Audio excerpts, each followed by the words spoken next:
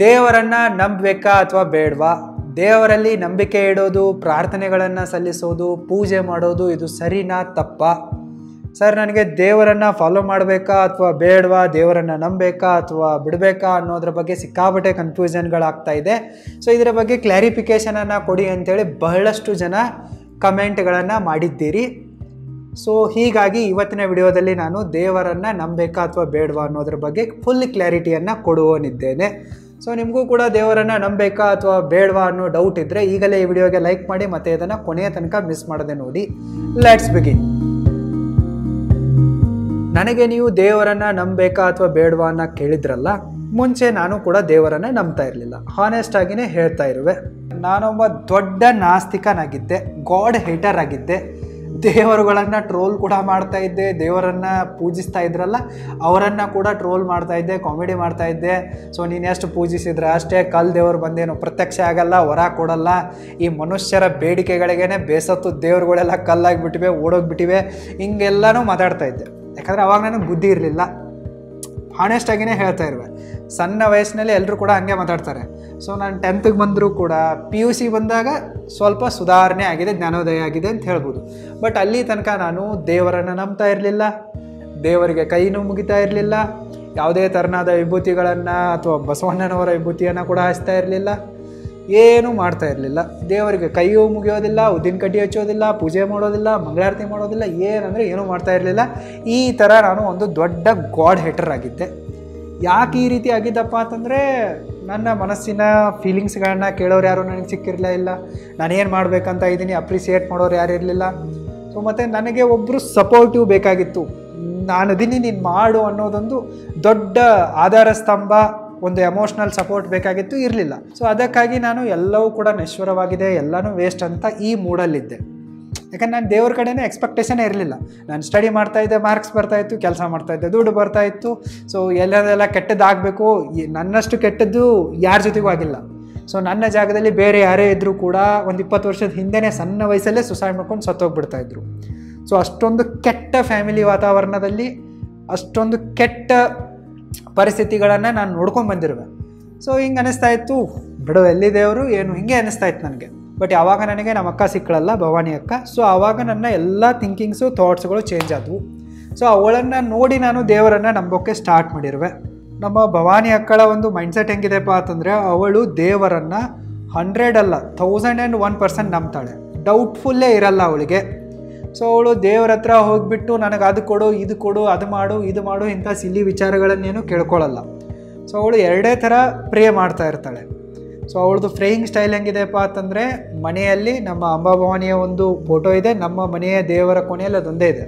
So ನಾವು ನಮ್ಮ ಕುಲದೇವಿಯನ್ನು ಅಷ್ಟೇ ಪೂಜೆ ಮಾಡ್ತೀವಿ. ಸುಮ್ಮನೆ 100 1000 ಸಿಕ್ಕ ದೇವರುಗಳನ್ನೆಲ್ಲ ಪೂಜೆ ಮಾಡ್ತಾ ಹೋಗಲ್ಲ. ಸೊ ನಮ್ಮ ಅಕ್ಕ ಕೊಟ್ಟ ಕ್ಲಾರಿಟಿ ಅಂದರೆ ಏನು, ಸಿಕ್ಕವ್ರನ್ನೆಲ್ಲ ಅಪ್ಪ ಅನ್ನಕ್ಕೆ ಬರಲ್ಲ. ಅದೇ ರೀತಿ ನಮ್ಮ ಹಿರಿಯರು ನಮಗೆ ಯಾವುದು ಕುಲದೇವಿ ಅಂತ ತೋರಿಸಿದಾರೋ ಸೊ ಅವಳಷ್ಟೇ ನಮ್ಮನ್ನು ಕಾಪಾಡ್ತಾಳೆ ಅನ್ನೋದು ನಮ್ಮ ಅಕ್ಕನ ನಂಬಿಕೆ. ಸೊ ಹೀಗಾಗಿ ನಾವು ನಮ್ಮ ಕುಲದೇವಿಯಾದ ಅಂಬಾಭವಾನಿಯಷ್ಟೇ ಜಾಸ್ತಿ ಪೂಜೆ ಮಾಡ್ತೀವಿ. ಇನ್ನು ಎರಡನೇ ಫೇವ್ರೇಟ್ ಗಾಡ್ ಯಾರಪ್ಪ ಅಂತಂದರೆ ಶಿವ. ಸೊ ಈ 2 ದೇವರುಗಳ ಪೂಜೆಗಳನ್ನು ನಾವು ಓಪನ್ ಅಪ್ ಆಗಿ ಮಾಡ್ತೀವಿ, ಜಾಸ್ತಿ ಮಾಡ್ತೀವಿ. ನಮ್ಮ ಅಕ್ಕಂದು ಹೆಂಗಿದೆ ಅಂತಂದರೆ, ದೇವರ ಕೋಣೆಯಲ್ಲಿ ಫೋಟೋಗಳಿವೆ. ಸೊ ಅದ್ರ ಮುಂದೆ ಆಕೆ ಪ್ರತಿದಿನ ತಪ್ಪದೇ ದೀಪ ಹಚ್ತಾಳೆ. ಬೆಳಿಗ್ಗೆನೂ ಹಚ್ತಾಳೆ ಮತ್ತು ಸಾಯಂಕಾಲನೂ ಹಚ್ತಾಳೆ. 24/7 365 ಡೇಸ್ ನಮ್ಮ ಮನೆಯಲ್ಲಿ ಅಲ್ಲಿ ಒಂದು ದೀಪ ಉರಿತಾ ಇರುತ್ತೆ. ಮತ್ತು ನಮ್ಮ ಅಕ್ಕ ಹೆಂಗೆ ಪ್ರೇ ಮಾಡ್ತಾ ಇರ್ತಾಳಪ್ಪ ಅಂತಂದರೆ, ಬೆಳಿಗ್ಗೆ ಸಾಯಂಕಾಲ ಒಂದು ನಮ್ಮ ದೇವಿಯ ಮಂಗಳಾರತಿ ಇದೆ, ಅದನ್ನು ಮಾಡ್ತಾಳೆ. ನನಗೂ ಅದು ಆರತಿ ಬರುತ್ತೆ. ನಮ್ಮ ಅಕ್ಕ ಇರಲಿಲ್ಲ ಅಂದರೆ ನಾನು ಮಾಡ್ತೀನಿ. ಮತ್ತು ಸ್ವಲ್ಪ ಈಗೀಗ ಕಲ್ತಿರುವ ವಿಭೂತಿ ಹಚ್ಕೊಳ್ಳೋದು. ಮುಂಚೆ ನಾನು ಜಳಕ ಮಾಡಿಲ್ಲ ಅಂಥೇಳಿ ಗೊತ್ತಾಗಬಾರ್ದು ಯಾರಿಗೂ ಅಂಥೇಳಿ ವಿಭೂತಿ ಹಚ್ತಾ ಇದ್ದೆ ಹಾಸ್ಟೆಲ್ನಲ್ಲಿ. ಸೊ ಭಕ್ತಿಯಿಂದ ಹಚ್ತಾ ಇರಲಿಲ್ಲ, ಬಟ್ ಈಗ ಭಕ್ತಿಯಿಂದ ಹಚ್ಚುವೆ. ಅವಳು ಪೂಜೆ ಮಾಡ್ತಾಳೆ, ಉದ್ದಿನ ಕಡ್ಡಿ ಹಚ್ತಾಳೆ, ನಾನು ಮಾಡುವೆ. ಅವಳು ದೇವರಿಗೆ ಏನು ಕೇಳ್ಕೊತಾ ಇರ್ತಾಳಪ್ಪ ಅಂತಂದರೆ, ನನಗೇನು ಕೊಡ್ತಾ ಇದೆಯಲ್ಲ ಅದನ್ನು ನಿಭಾಯಿಸುವ ಜವಾಬ್ದಾರಿ ನಿಂದೇ ಇದೆ, ಅದನ್ನು ನಿಭಾಯಿಸುವ ಶಕ್ತಿ ಕೊಡೋ ಜವಾಬ್ದಾರಿನೂ ನಿಂದೇ ಇದೆ. ಸೊ ನಾನು ನನ್ನನ್ನು ಮತ್ತು ನನ್ನ ತಮ್ಮನನ್ನು ಅಂದರೆ ನಿನ್ನ ಮಡಿಲಲ್ಲಿ ಹಾಕೊಂಡ್ಬಿಟ್ಟಿರುವೆ ಇಬ್ಬರನ್ನು ಕೂಡ ಸಂರಕ್ಷಿಸುವ ಜವಾಬ್ದಾರಿ, ಉಳಿಸೋ ಜವಾಬ್ದಾರಿ, ಬೆಳೆಸೋ ಜವಾಬ್ದಾರಿ, ಬದುಕಿಸೋ ಜವಾಬ್ದಾರಿ ಎಲ್ಲನೂ ನಿಂದಿದೆ ಅಂಥೇಳಿ ನಮ್ಮ ಮನೆಯ ಕುಲದೇವಿ ಅಂಬಾಭವಾನಿಯಲ್ಲಿ ನಮ್ಮ ಭವಾನಿ ಅಕ್ಕ ಪ್ರಾರ್ಥನೆ ಮಾಡ್ತಾಳೆ. ಇದೇ ಥರ ಅವಳ ಪ್ರಾರ್ಥನೆ ಇರುತ್ತೆ, ಡೈಲಿ ಹಂಗೆ ಪ್ರಾರ್ಥನೆ ಮಾಡ್ತಾಳೆ. ಮತ್ತು ಮತ್ತೊಂದು ನಮ್ಮ ಅಕ್ಕ ಒಂದು ನನಗೆ ಕಲಿಸಿಕೊಟ್ಟ ವಿಚಾರ ಏನಪ್ಪ ಅಂತಂದರೆ, ನಾವು ಯಾವಾಗಲೂ ಕೂಡ ನಮ್ಮ ಮನೆಯಿಂದ ಎಲ್ಲೇ ಹೋಗೋದಿರಲಿ, ಏನೇ ಮಾಡೋದಿರಲಿ, ನಾವು ನಮ್ಮ ಮನೆ ದೇವಿಗೆ ಹೇಳಿಬಿಟ್ಟೇ ಹೋಗ್ತೀವಿ, ಹೇಳಿಬಿಟ್ಟೇ ಮಾಡ್ತೀವಿ. ಫಾರ್ ಎಕ್ಸಾಂಪಲ್ಲು, ಈಗ ನಾವು ಇಬ್ಬರು ಕಾರಲ್ಲಿ ಆಫೀಸ್ಗೆ ಹೊಂಟಿದ್ದೀವಿ ಅಂತ ಅಂದ್ಕೊಳ್ಳಿ. ಸೊ ಹೋಗೋದಕ್ಕಿಂತ ಮುಂಚೆ ದೇವಿಯ ಫೋಟೋದ ಮುಂದೆ ನಿಂತ್ಕೊಂಡ್ಬಿಟ್ಟು ನಾವು ಹೆಂಗೆ ಬೇಡ್ಕೋತೀವಪ್ಪ ಅಂತಂದರೆ, ನಾವೀಗ ನಮ್ಮ ಮನೆಯಿಂದ ಆಫೀಸಿಗೆ ಹೋಗ್ತಾ ಇದ್ದೀವಿ, ಆಫೀಸಲ್ಲಿ ಎಲ್ಲ ಕೆಲಸ ಆಗಬೇಕು, ಸೇಫಾಗಿ ಹೋಗಿ ಸೇಫಾಗಿ ಮನೆಗೆ ಬರಬೇಕು. ಸೊ ಈ ರೀತಿ ಬೇಡ್ಕೊಂಡು ಹೋಗ್ತೀವಿ. ಮತ್ತು ಮನೆಗೆ ಬಂದ ತಕ್ಷಣ ಕಂಪಲ್ಸರಿ ದೇವ್ರ ಹತ್ರ ನಿಂತ್ಕೊಂಡ್ಬಿಟ್ಟು ನಾವು ಸೇಫಾಗಿ ಆಫೀಸ್ಗೆ ಹೋಗಿದ್ವಿ, ಎಲ್ಲ ಕೆಲಸ ಆಗಿದೆ, ಮತ್ತು ಸೇಫಾಗಿ ಮನೆಗೆ ಬಂದಿದ್ದೀವಿ, ಇದಕ್ಕಾಗಿ ಥ್ಯಾಂಕ್ಸು, ನಿನ್ನ ಕೃಪೆ ನಮ್ಮ ಮೇಲೆ ಇದೇ ಥರ ಇರಲಿ ಅಂತೇಳಿ ಬೇಡ್ಕೊತೀವಿ. ಸೊ ಈ ರೀತಿ ನಾವು ಒಂದು ದೇವರಲ್ಲಿ ನಂಬಿಕೆಯನ್ನು ಇಟ್ಟಿದ್ದೀವಿ. ಆ ದೇವರಲ್ಲಿ ನಮ್ಮ ನಂಬಿಕೆ ಹೆಂಗಿದೆ ಅಂತಂದರೆ ಅಚಲವಾಗಿದೆ. ಅದು ಕೂಡ ಇದು ಮಾಡು ಅದು ಮಾಡು ಅಂತೇಳಿ ಕೇಳೋದೇ ಇಲ್ಲ. ನಮ್ಮ ಅಕ್ಕ ಹೆಂಗೆ ಹೇಳಪ್ಪ ಅಂತಂದರೆ, ದೇವರ ಮುಂದೆ ನಮಗೇನು ಒಳ್ಳೇದಿದೆನೋ ಅದನ್ನು ಮಾಡು, ನಮಗೇನು ಒಳ್ಳೇದಾಗುತ್ತೆ ಅಲ್ಲ ಒಳ್ಳೇದು ಮಾಡಿ, ಏನಿದೆಯಲ್ಲ ಎಲ್ಲವೂ ಕೂಡ ಒಳ್ಳೇದಕ್ಕೆ. ಸೊ ನಾವು ಅಂದ್ಕೊಂಡಿರೋದು ಆಗಲಿಲ್ಲ, ಅಲ್ಲೇನಾದರೂ ಅಡಚಣೆ ಬಂತು, ಆ ಕೆಲಸ ಅರ್ಧಕ್ಕೆ ನಿಂತೋಗ್ಬಿಡ್ತಪ್ಪ ಅಂತಂದರೆ ನಾವು ಹೆಂಗೆ ಯೋಚನೆ ಮಾಡ್ತೀವಿ ಅಪ್ಪ ಅಂತಂದರೆ, this is the God's decision. ನಮ್ಮನ್ನು ಕಾಪಾಡುವ ಮಹಾತಾಯಿ ಅಂಬಾಭವಾನಿ, ತುಳಜಾಭವಾನಿ. ಸೊ ನಮಗಿಲ್ಲೇನೋ ಒಂದು ತೊಂದರೆ ಇತ್ತು, ಹಾಗಾಗಿನೇ ಆ ಕೆಲಸ ಆಗದಿರೋ ಥರ ಮಾಡಿದ್ದಾಳೆ, ಅದನ್ನು ಸ್ಕಿಪ್ ಮಾಡಿದ್ದಾಳೆ, ನಮಗೆ ಕೊಟ್ಟಿಲ್ಲ ಅಂತೇಳಿ ಈ ರೀತಿ ಅಂದ್ಕೊತೀವಿ. ಅದನ್ನು ಬಿಟ್ಟು ದೇವರು ನಮಗೆ ಕೊಟ್ಟಿಲ್ಲ ಅಂಥೇಳಿ ನಾವು ಯಾವತ್ತೂ ಗೊಳು ಅಂತ ಅಳೋದು, ದೇವರ ಮೇಲೆ ಕೋಪ ಮಾಡ್ಕೊಳ್ಳೋದು, ದೇವರನ್ನು ಬದಲಾಯಿಸೋದು ಈ ರೀತಿ ಮಾಡಲ್ಲ. ಜನ ದೇವರನ್ನು ಕೂಡ ಬದಲಾಯಿಸ್ತಾರೆ. ಅವ್ರು ಬೇಡಿರೋ ಹರಕೆ ಈಡೇರ್ದಿದ್ರೆ, ಈ ದೇವ್ರು ಚೆನ್ನಾಗಿಲ್ಲ, ಪವರ್ಫುಲ್ ಇಲ್ಲ, ನಾನು ಆ ದೇವ್ರ ಹತ್ರ ಹೋಗ್ತೀನಿ, ಹೀಗೆ ನೂರಾರು ದೇವರುಗಳ ಹತ್ರ ಓಡಾಡ್ತಾರೆ. ಬಟ್ ನಾವು ಹಂಗಿಲ್ಲ. ಸೊ ಒಂದೇ ದೇವರ ಮೇಲೇ ನಮ್ಮ ಅಚಲವಾದ ನಿಷ್ಕಲ್ಮಶವಾದ ಭಕ್ತಿ ಇದೆ. ನಾವು ದೇವರನ್ನು ಭಕ್ತಿಯಿಂದ ಪೂಜಿಸ್ತಾ ಇದ್ದೀವಿ, ಭಯದಿಂದಲ್ಲ. ನಾನು ದೇವರಿಗೆ ನಮಸ್ಕಾರ ಮಾಡ್ತಾ ಇದ್ದರೆ, ಹರಕೆ ಸಲ್ಲಿಸ್ತಾ ಇದ್ದರೆ ದೇವರು ನಮ್ಗೆ ಶಾಪ ಕೊಟ್ಬಿಡ್ತಾನೆ, ಇಂಥ ಯಾವುದೇ ಪ್ರೆಷರ್ ಆಗಲಿ ಭಯ ಆಗಲಿ ಇಲ್ಲ. ಆವಾಗವಾಗ ನಮ್ಮ ಮನೆ ದೇವ್ರಿಗೆ ಹೋಗ್ತೀವಿ, ತುಳಜಾಪುರಕ್ಕೆ ಹೋಗ್ತೀವಿ ಪುಣೆಯಿಂದ. ಸೊ ನಮಗೂ ಕೂಡ ಅಲ್ಲಿ ಪೂಜೆ ಬರುತ್ತೆ, ಎಲ್ಲ ರಿಲೇಟಿವ್ಸ್ಗಳಿದ್ದಾರೆ, ಎಲ್ಲ ಪೂಜಾರಿಗಳು. ಸೊ ಅಲ್ಲಿ ಕೂಡ ನಾವು ಹೋಗ್ತೀವಿ, ಪೂಜೆ ಅರ್ಚನೆ ಸಲ್ಲಿಸ್ತೀವಿ. ಬಟ್ಟು ಮೂಢನಂಬಿಕೆಗಳಲ್ಲಿ ಯಾವುದರಲ್ಲೂ ಕೂಡ ವಿಶ್ವಾಸ ಇಡಲ್ಲ. ಸುಮ್ಮನೆ ಅದು ಖರ್ಚು ಮಾಡಿ ಇದು ಖರ್ಚು ಮಾಡಿ ಅಂತೆಲ್ಲ ಹೇಳ್ತಾ ಇರ್ತಾರೆ. ಬಟ್ ನಾವು ದೇವ್ರಿಗೇನು ಖರ್ಚು ಮಾಡಲ್ಲ, ಯಾಕೆಂದರೆ ದೇವ್ರ ಹತ್ರ ಇಡೀ ಜಗತ್ತೇ ಇದೆ ನಮ್ಮ ದೇವಿ ಹತ್ರ. ಸೊ ನಾವೇನು ದೇವ್ರಿಗೆ ದುಡ್ಡು ಕೊಡೋದು, ನಾವೇನು ದೇವಿಗೆ ಸೀರೆ ಕೊಡೋದು, ದೇವ್ರ ಹತ್ರ ಎಲ್ಲನೇ ಇದೆ ದೇವಿ ಹತ್ರ. ಸೊ ನಾವು ಅದೇ ಸೀರೆಯನ್ನು ಹೆಣ್ಮಕ್ಳಿಗೆ ದಾನ ಮಾಡ್ತೀವಿ. ಸೊ ನಾವು ತುಳಜಾಪುರಕ್ಕೆ ಹೋದಾಗ ಒಂದು 50 ಜನರಿಗೆ ಊಟ ಹಾಕ್ತೀವಿ. ಹೆಂಗಪ್ಪ ಅಂತಂದರೆ, ನಾವು ಮನೆಯಿಂದಲೇ ಟಿಫಿನ್ ಮಾಡ್ಕೊಂಡು ಹೋಗಿರ್ತೀವಿ, ಸಿರಾ ಮಾಡ್ಕೊಂಡು ಹೋಗಿರ್ತೀವಿ, ಹೋಳಿಗೆ ನೈವೇದ್ಯ ಮಾಡ್ಕೊಂಡು ಹೋಗಿರ್ತೀವಿ. ಸೊ ಅಲ್ಲಿ ಹೋಗ್ಬಿಟ್ಟು ನಾವು ಅದನ್ನು ತಾಟ್ಗಳಲ್ಲಿ ಹಾಕಿ ಯಾರ್ಯಾರು ಇಲ್ಲಿ ಭಕ್ತರು ಬಂದಿರ್ತಾರಲ್ಲ ಡೈರೆಕ್ಟಾಗಿಯೇ ಡೊನೇಟ್ ಮಾಡ್ತೀವಿ, ಯಾವುದೇ ಕಮಿಟಿಗೆ ಕೊಡಲ್ಲ. ಮತ್ತಿನ್ನು ಸೀರೆಗಳನ್ನು ಕೊಡೋದಿರತ್ತಲ್ಲ, ದೇವ್ರ ಹತ್ರ ಸೀರೆ ಕೊಟ್ಟರೆ ಅದು ಮತ್ತೆ ಪೂಜಾರಿಗಳ ಮನೆಗೆ ಹೋಗುತ್ತೆ, ಪೂಜಾರಿಗಳು ಮಾರ್ಕೊತಾರೆ. ಸೊ ನಮಗೆ ಬರೋದನ್ನೇ ನಾವು ಕೂಡ ಅದನ್ನೇ ಮಾಡ್ತೀವಿ. ಸೊ ನಮಗೆ ಗೊತ್ತಿದೆ. ಸೊ ಹೀಗಾಗಿ ನಾವೇನು ಮಾಡ್ತೀವಿ, ನಮ್ಮ ಎಲ್ಲ ಭಕ್ತರಿಗೂ ಕೂಡ ಹೇಳ್ತೀವಿ, ನಮ್ಮ ಯಾರ್ಯಾರು ಭಕ್ತರು ನಮಗೆ ಅಲೌಟ್ ಆಗಿದ್ದಾರೋ ನಮ್ಮ ಕಡೆ ಬರ್ತಾರಲ್ಲ, ಸೊ ಅವ್ರಿಗೆ ನಾವು ಅದೇ ಹೇಳ್ತೀವಿ, ದೇವ್ರಿಗೆ ಖರ್ಚು ಮಾಡೋಕ್ಕೆ ಹೋಗಬೇಡಿ, ದೇವ್ರಿಗೆ ಅಭಿಷೇಕ ಖರ್ಚು ಮಾಡೋಕ್ಕೆ ಹೋಗಬೇಡಿ, ನೀವೇ ದೇವರಾಗಿ ಸೀದಾ ಖರ್ಚು ಮಾಡಿ, ದೇವ್ರ ಹತ್ರ ಹೋಗಿ ಭಕ್ತಿಯಿಂದ ಬೇಡ್ಕೊಳ್ಳಿ, ನಿಮಗೇನು ಬೇಕೋ ಮಾಡಿ, ನೀವು ಒಳ್ಳೆ ಕೆಲಸಗಳನ್ನ ಮಾಡಿ, ದೇವಿ ನಿಮ್ಮನ್ನು ಕಾಪಾಡ್ತಾಳೆ ಅಂತೇಳಿ ಇದ್ದಿದ್ದಂಗೆ ಹೇಳ್ತೀವಿ. ಸೊ ಈ ರೀತಿ ನಾವು ದೇವರನ್ನು ನಂಬ್ತೀವಿ, ದೇವರಲ್ಲಿ ಭಕ್ತಿ ಇಡ್ತೀವಿ.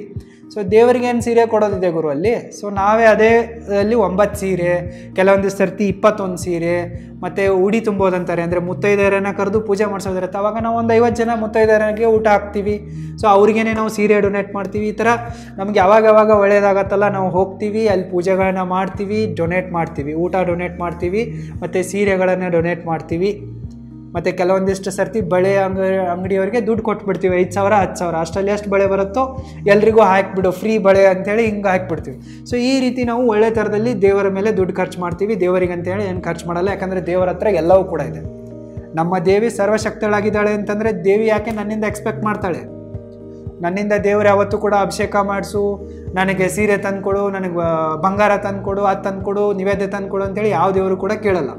ಸೊ ಹೀಗಾಗಿ ನಾವು ಅಂತಹ ಮೂಢನಂಬಿಕೆ ವಿಚಾರಗಳಲ್ಲಿ ದುಡ್ಡು ಖರ್ಚು ಮಾಡಲ್ಲ, ಡೈರೆಕ್ಟಾಗಿ ಜನರ ಮೇಲೆ ಅವಶ್ಯಕತೆಯವರಿಗೆ ಹೆಲ್ಪ್ ಮಾಡ್ತೀವಿ. ಹೀಗಾಗಿ ದೇವಿ ನಮ್ಮನ್ನು ಕಾಪಾಡ್ತಾ ಇದ್ದಾಳೆ. ಇನ್ನು ದೇವರ ಮೇಲೆ ನಮ್ಮ ನಂಬಿಕೆ ಹೆಂಗಿದೆಯಪ್ಪ ಅಂತಂದರೆ 101% ಅಲ್ಲ, 1001% ಇದೆ. ಸೊ ನನಗೆ ಆಕ್ಸಿಡೆಂಟ್ ಆಗಿತ್ತಲ್ಲ, ಒಂದು ಬ್ರೇಕ್ ಫೇಲ್ ಆಗಿರುವ ಟ್ರಕ್ಕು ನಾನು ಹೈವೇ ಮೇಲೆ ಡ್ರೈವ್ ಮಾಡ್ಕೊಂಡು ಹೋಗುವಾಗ ರಾಂಗ್ ರೂಟಲ್ಲಿ ಬಂದು ನನ್ನ ಗಾಡಿ ಗುದ್ದಿತ್ತು. ಟೈಮಿಗೆ ಏರ್ ಬ್ಯಾಗ್ಸ್ಗಳು ಓಪನ್ ಆಗಿದ್ದು, ಮಹೀಂದ್ರ ಬೊಲೆರೋ ಜೀಪ್ ಇತ್ತದು. ಸೊ ಆ ಟ್ರಕ್ಕು ನನಗೆ ಗುದ್ಬಿಟ್ಟು ಹಾವೇ ಮೇಲಿಂದ ಕೆಳಗಡೆ ಬಿದ್ದು ಪಲ್ಟಿ ಆಗಿಬಿಟ್ಟು ಅದರಲ್ಲಿರೋ ಡ್ರೈವರ್ ಸುತ್ತೋಗಿದ್ದ, ಅಷ್ಟು ಸ್ಪೀಡಲ್ಲಿತ್ತು. ಬಟ್ ನನ್ನ ಗಾಡಿಗೆ ಫುಲ್ಲಿ ಸಿಕ್ಕಾಬಿಟ್ಟೆ ಡ್ಯಾಮೇಜ್ ಆಗಿತ್ತು. ಬಟ್ ಗಾಡಿ ಡ್ಯಾಮೇಜ್ ಆಗಿರೋನನ್ನು ನೋಡಿದವರೆಲ್ಲರೂ ಕೂಡ ಹೀ ಈಸ್ ಡೆಡ್ ಅಂತ ಡಿಕ್ಲೇರ್ ಮಾಡಿದರು. ಕೆಲವೊಂದಿಷ್ಟು ಈ ಲೋಕಲ್ ಮೀಡಿಯಾಗಳಿರ್ತಾವಲ್ಲ, ನ್ಯೂಸ್ ಚಾನಲ್ಗಳು, ಅದರಲ್ಲಿ ಕೂಡ ಆಕ್ಸಿಡೆಂಟಾಗಿ ಸತ್ತೋಗಿದ್ದಾನೆ, ಟ್ರಕ್ ಡ್ರೈವರ್ ಸತ್ತಿದ್ದಾನೆ ಅಂತಂದರೆ ಯೂನಿಯನ್ ಬದುಕಿರ್ತಾನೆ ಅಂತೇಳಿ ಹಿಂಗೆ ಡಿಕ್ಲೇರ್ ಮಾಡಿದ್ರು. ಮತ್ತು ನಮ್ಮ ರಿಲೇಟಿವ್ಸ್ಗಳು ಕೂಡ ಎಲ್ಲರೂ ಕೂಡ ನಾನು ಸಾಯೋದಕ್ಕಿಂತ ಮುಂಚೆನೇ ನಾನು ಸತ್ತಿದ್ದೀನಿ ಅಂತೇಳಿ ಎಲ್ಲ ವಾಟ್ಸಪ್ ಸ್ಟೇಟಸಲ್ಲಿ ವಿಡಿಯೋಗಳನ್ನು ಫೋಟೋಗಳನ್ನು ಹಾಕಿದ್ರು. ಬಟ್ ನಮ್ಮ ಮಕ್ಕಳಿಗೆ ವಿಶ್ವಾಸ ಇತ್ತು. ಸೊ ಅವಳು ಅವತ್ತು ದೇವರಿಗೆ ಕೇಳಿದ್ರು, ಸೊ ನೀನು ಏನು ಮಾಡ್ತೀವೋ ಬಿಡ್ತೀವೋ ಗೊತ್ತಿಲ್ಲ, ನನ್ನ ಬ್ರದರು ಸೇಫಾಗಿರಬೇಕು, ಮತ್ತು ಅವನ್ನ 100% ಕಂಪ್ಲೀಟ್ಲಿ ಫುಲ್ಲಿ ಬದುಕಿಸ್ಬೇಕು. ನೀನು ಕೈ ಮುರಿದೆ, ಕಾಲು ಮುರಿದೆ, ಹ್ಯಾಂಡಿಕ್ಯಾಪ್ ಮಾಡಿ ಬದುಕಿಸೋದಿದ್ರೆ ಬದುಕಿಸೋಕೋಕ್ಕೆ ಹೋಗಬೇಡ. ಬದುಕಿಸೋದಿದ್ರೆ ನನಗೆ ಅವ್ನು ಬೇಕು, ಪೂರ್ತಿ ಬದುಕಿಸು, ಇಲ್ಲ ಅಂತಂದರೆ ಮುಗಿಸ್ಬಿಡು. ಸೊ ಅವಳು ನನಗೆ ಆಮೇಲೆ ಹೇಳಿದ್ಲು ನಾನು ಹಿಂಗೆ ಬೇಡ್ಕೊಂಡಿದ್ದೆ ಅಂಥೇಳಿ. ಸೊ ನಾನು 3 ತಿಂಗಳು ಬಿಟ್ಟು ಹುಷಾರಾದಾಗ ಅವಾಗ ನಮ್ಮ ಅಕ್ಕ 101 ಜನ ಮುತ್ತೈದೆಯರನ್ನು ಉಡಿ ತುಂಬಿಟ್ಟು ಅಷ್ಟು ಸೀರೆ ಡೊನೇಟ್ ಮಾಡಿ ಅಷ್ಟು ಜನ ಊಟ ಹಾಕ್ಸಿದ್ಲು. ಅವಾಗ ನನಗೆ ಗೊತ್ತಾಗಿತ್ತು ಅವಳು ಈ ಥರ ಬೇಡ್ಕೊಂಡಿದ್ಲು ಅಂಥೇಳಿ. ಅಂದರೆ ಅವಳು ಬೇಡ್ಕೊಂಡಿದ್ದೆಲ್ಲ ಆಗತ್ತೆ, ಯಾಕಂದರೆ ಅವಳ ನಂಬಿಕೆನೇ ಹಂಗಿದೆ. ಸೊ ಅವಾಗಿನಿಂದ ನಾನು ಕೂಡ ಹಂಗೆ ಅಂದ್ಕೊಂಡ್ಬಿಟ್ಟಿವೆ, ಏನೋ ಮಾಡುವಾಗ ದೇವ್ರ ಮೇಲೆ ಭಾರ ಹಾಕ್ಬಿಡೋದು, ಜಾಸ್ತಿ ತಲೆ ಕೆಡಿಸ್ಕೊಳ್ಳಲ್ಲ. ಆ ರೀತಿ ಅವಳು ಅಷ್ಟೊಂದು ನಂಬಿಕೆ ಇಟ್ಟು ದೇವರನ್ನು ನಂಬ್ತಾಳೆ. ಅಂತಂದರೆ ಅವಳು ಯಾವತ್ತೂ ಕೂಡ ದೇವರ ಮೇಲೆ ಡೌಟ್ ಪಡೋದಿಲ್ಲ, ಅಷ್ಟು ನಂಬಿಕೆ ಇಡ್ತಾಳೆ. ಸೊ ನಾನು ಕೂಡ ಅವಳನ್ನು ನೋಡಿ ಅದೇ ರೀತಿ ಕಲ್ತಿರ್ಬೇಕು.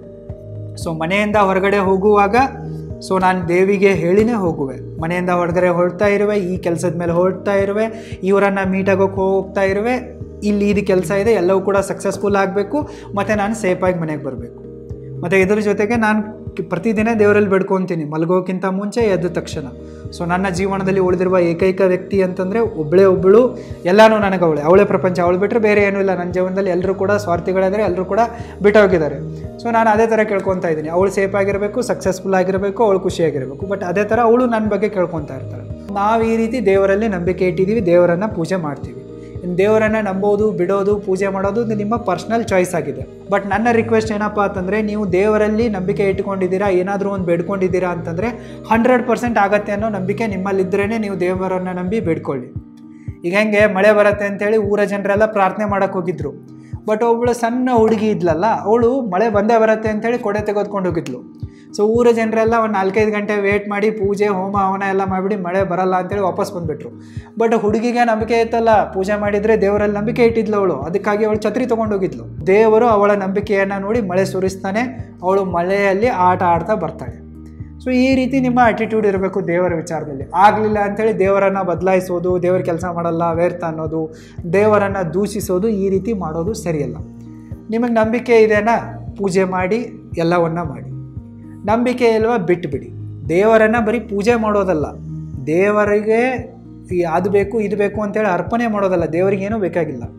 ದೇವರು ನಮ್ಮಿಂದ ಎಕ್ಸ್ಪೆಕ್ಟ್ ಮಾಡೋದು ಏನಪ್ಪ ಅಂತಂದರೆ, ನೀವು ದೇವರಾಗರು.